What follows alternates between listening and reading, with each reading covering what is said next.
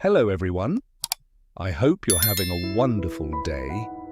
Today we're diving into a moment that could change everything.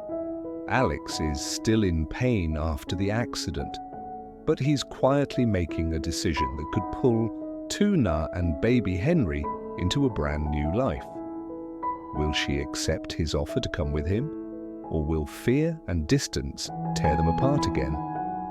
If you enjoy the story, don't forget to hit subscribe so you won't miss the next videos. The first light slips through the curtains and lands softly across the room. It should feel peaceful, but Tuna can't fully relax. She stands near the window for a moment, breathing in the cool morning air, trying to quiet the worry sitting tight in her chest. Then she turns toward the bedroom. Alex is still in bed. His breathing is steady, but his face shows it. His wounds aren't healed, and the pain is still there. Tuna walks closer on bare feet, the wooden floor cold under her steps. Last night flashes back in pieces, wiping sweat from his forehead, checking the bandage again and again, changing it carefully, whispering comfort, even when her own hands were shaking. Outside, birds begin to sing like nothing happened, like life is just moving forward. Alex stirs. His eyelids lift slowly, heavy with exhaustion. His eyes find her right away, searching like he's been afraid she might not be there. A faint smile forms, small, fragile, but real. Tuna smiles back, but her eyes don't match the smile. There's a quiet determination in her expression. She's decided something in the dark hours of the night. She won't let him carry this alone. She leans in, checks his temperature with the back of her hand, then adjusts the blanket gently. Alex watches her like he's trying to memorize every detail. He doesn't say much. He doesn't need to. The way he looks at her says enough. Tuna turns toward the door.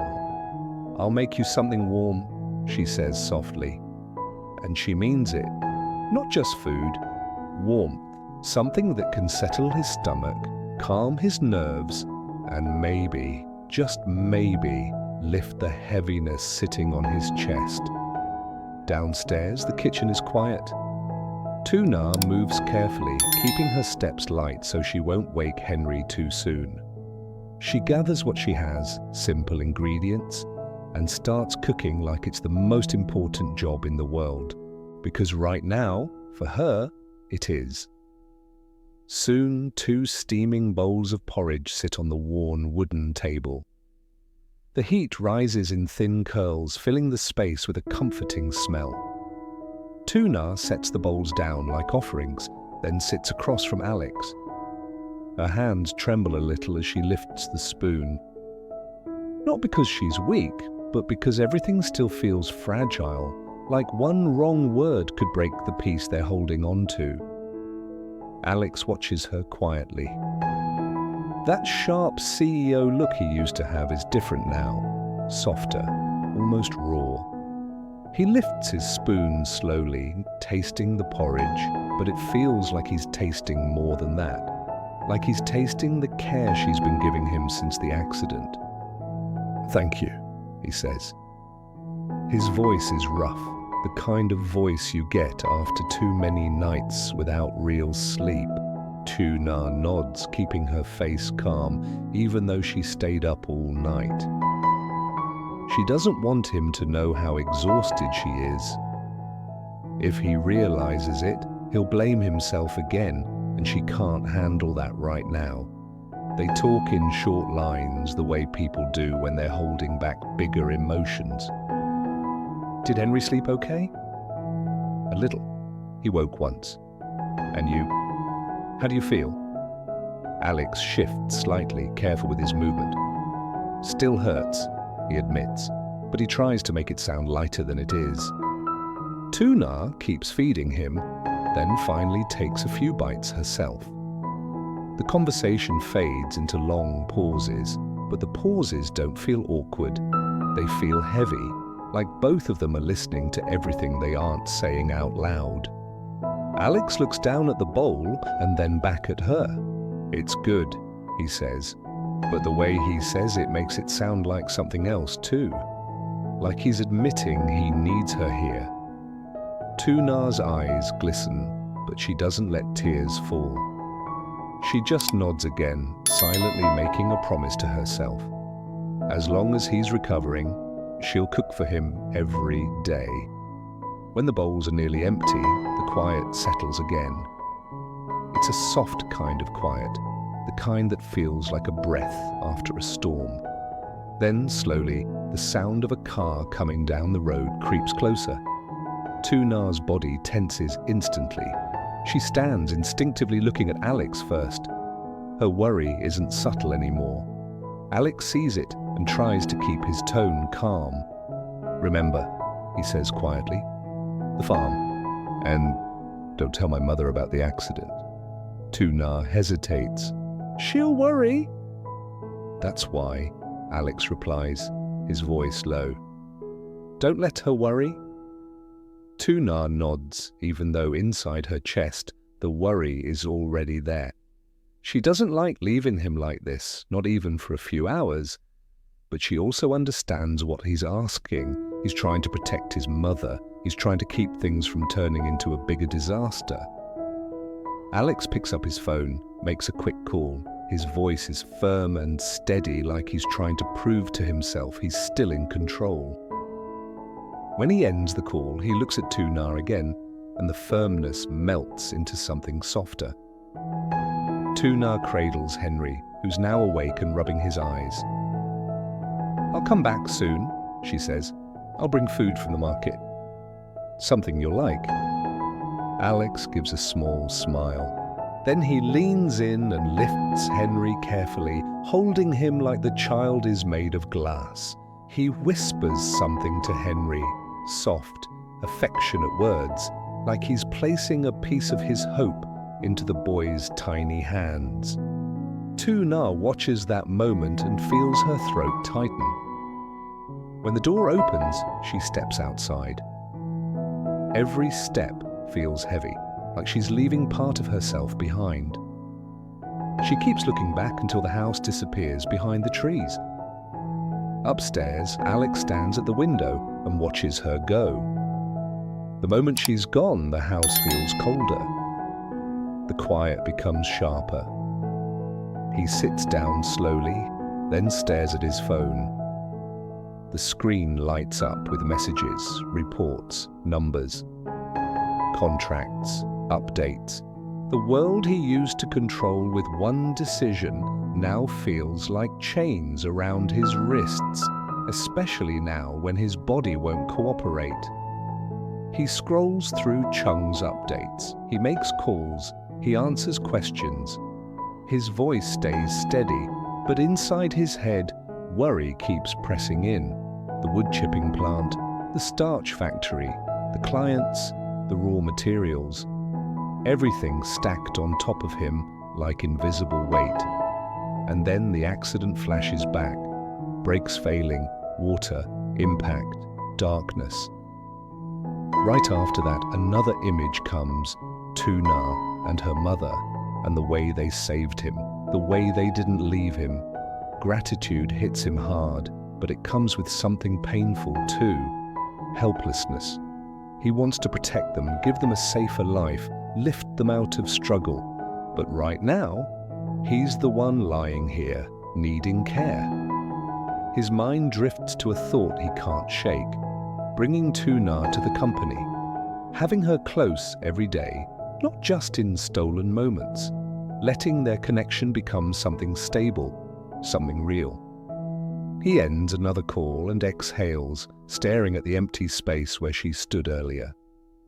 Work pressure and longing twist together in his chest. But underneath it, there's a quiet, stubborn resolve. Once he heals, he'll fix this. He'll arrange everything. He'll make sure love and responsibility don't have to fight each other anymore. A knock breaks the silence. Alex straightens up as best he can. Ms. Chung steps in, arms full of thick files. The moment her eyes land on his bandages and the stiffness in his posture, worry flickers across her face. "Boss?" she says carefully. "I'm fine," Alex answers automatically, even though every movement says otherwise. They sit down and go through the work. Contracts, shipments, the Duke timber order, the delivery to Adam. Alex's voice stays calm, professional. He refuses to let the company slow down because he's injured. When they finish, he lets out a quiet breath of relief. Then, almost without realizing it, he says her name. "Tuna." Chung looks up, attentive. Alex's eyes focus somewhere far away, like he's already building the future in his head. A future where Tuna isn't just someone he sees in secret moments. A future where she's part of his daily life, close enough that he can protect her, and close enough that he can finally stop feeling alone. Before he can say more, the door opens again. Tuna steps inside, market bags heavy in her hands. And in that instant, the room shifts. Business papers still on the table, but the air turning warmer, softer, like hope just walked back in. Tuna pauses in the doorway for half a second, like she's checking if what she's seeing is real. Alex is sitting at the table with files spread out, Ms. Chung beside him, and for a moment, Tuna feels like she just stepped into a world that doesn't belong to her. Then Alex looks up. His eyes soften instantly, and the tension in his shoulders eases, like he's been holding his breath this whole time. "You're back," he says. Tuna nods, shifting the market bags in her hands. "I bought a few things, not much, but enough to cook." Ms. Chung stands politely. She gives Tuna a quick, respectful nod, but her eyes can't hide the concern she has for Alex's condition. "I'll leave the rest of these files here, boss. If you need anything, call me." Alex answers with the calm authority he always carries, even when he's injured. "Thank you. And keep an eye on the Duke shipment." "Yes, boss." Chung turns to go, then hesitates for a moment, glancing at Tuna again, like she's quietly trying to understand who this young woman is in Alex's life. When the door closes, the room becomes quieter. Not empty quiet, just private. Henry, who has been pressed against Tuna's chest the whole time, squirms and reaches out with both hands. He's tired, but curious, eyes bright. Alex's face changes when he sees that. He stands slowly, too slowly, because his body still doesn't want to cooperate, then steps closer and holds out his arms. "Come here," he whispers, more to Henry than to Tuna. Tuna hesitates instinctively because she can see Alex is still weak. "Be careful." "I'm fine," Alex says, but he softens it right away. "I'll be careful." Tuna transfers Henry into his arms, and the moment Henry settles against Alex's chest, the room feels warmer. Henry presses his cheek into Alex's shirt, like it's the safest place on earth. Alex closes his eyes for a second, like he's taking strength from that small weight in his arms. Then he looks at Tuna, and his gaze says something he doesn't speak out loud. "Thank you for bringing him back to me." Tuna quickly turns away before her emotions spill. She walks into the kitchen, sets the bags down, and begins sorting what she bought. Her hands move automatically, washing vegetables, rinsing rice, preparing simple ingredients, but her mind keeps replaying Alex holding Henry like that. Behind her, she hears Henry's soft babbling and Alex's low laughter. It's not loud, not dramatic, just real, like the house is slowly learning how to breathe again. As Tuna cooks, the aroma starts to spread, warm steam, a familiar, comforting scent that fills every corner and pushes the cold away. Alex carries Henry to the small window and points outside. The fish pond glimmers faintly in the light. Henry squeals and reaches toward it, excited by the movement of water. Alex chuckles. "You like the fish, huh?" Henry answers in baby sounds, hands flapping, and Alex smiles wider than he has all day. Tuna watches from the kitchen doorway for a moment, spoon in hand. She doesn't interrupt. She just stands there, letting the sight settle into her heart. When dinner is ready, she sets the dishes carefully on the table.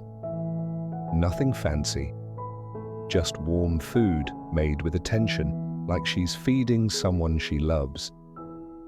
Alex sits down with Henry on his lap. Tuna sits beside him, close enough that their shoulders almost touch. For a second, she wonders if she should move away, but Alex's hand reaches out and rests lightly against her fingers. It's quiet, simple, but it grounds her. They begin eating. Alex takes a bite, then looks up immediately. "This is really good," he says.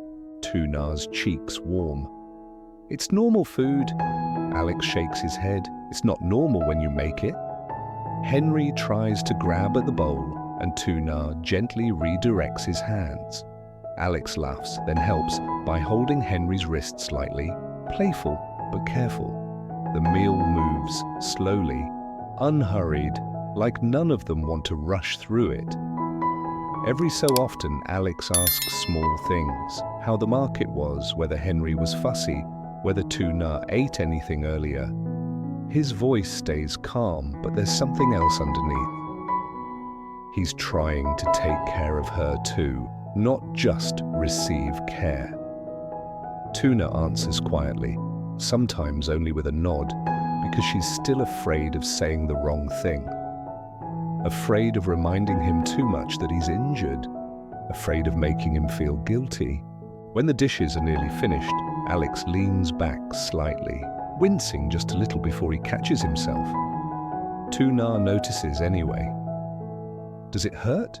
"A bit," he admits, then forces a small smile. "But it's okay." Tuna's eyes drop to his bandage. She wants to tell him to stop working, stop thinking, stop carrying everything. But she knows Alex. If she pushes too hard, he'll just hide it better. So she takes a different path. She speaks gently. "You should rest more. You can do those reports later." Alex doesn't argue. That alone surprises her. Instead, he looks at her for a long moment, like he's choosing his words carefully. "Tuna," he says, "I've been thinking." Tuna's heart tightens because when Alex says that, it usually means something big. He continues, voice calm. "When I recover, I want you to come with me." Tuna blinks. "Come with you?" "Where?" "To the company," Alex answers. "Not to sit there doing nothing. Not to be someone people look at, but to work, to learn, to be close."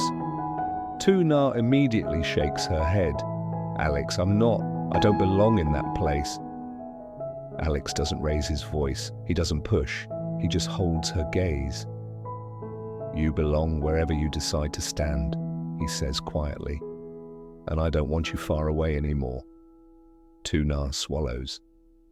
"But the farm, and Henry, and people will talk." Alex nods like he expected that. "I know, that's why I'm not telling you to drop everything. I'm telling you we can make a bridge." Tuna looks confused. Alex explains slowly, like he's laying planks one by one. "You can still do farm work when you need to, but when you're free, you come with me. I'll teach you, I'll guide you, step by step." Tuna's eyes flicker with uncertainty. "What if I can't do it?" Alex answers, without hesitation. "Then we learn until you can." Tuna lowers her gaze. Her fingers twist together under the table, a habit she does when she's scared. Alex's voice softens even more. I'm not offering this because I'm your boss. I'm offering it because I want a life where we don't keep saying goodbye every morning like it's normal. That line hits her hard. Tuna looks at Henry, who's now sleepy and leaning against Alex's chest. Then she looks back at Alex. Her voice is small. When you recover, you really want me there? Alex nods. Yes.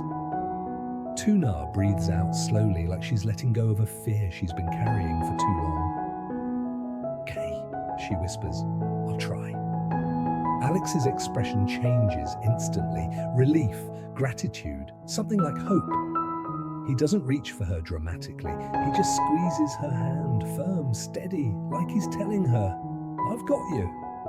Tuna nods again, eyes shining. But you have to promise me something too.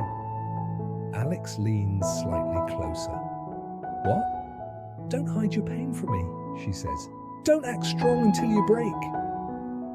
Alex's lips press together for a second. Then he nods, quietly.